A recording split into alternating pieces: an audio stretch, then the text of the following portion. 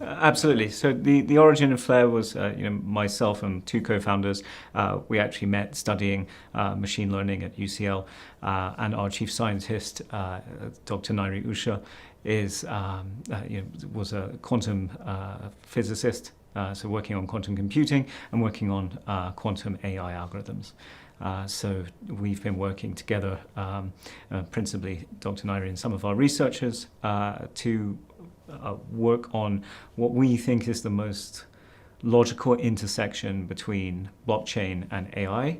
And I must admit, we're kind of excited by it because I think it does one thing that really interests us, which is blockchain specifically can make AI better.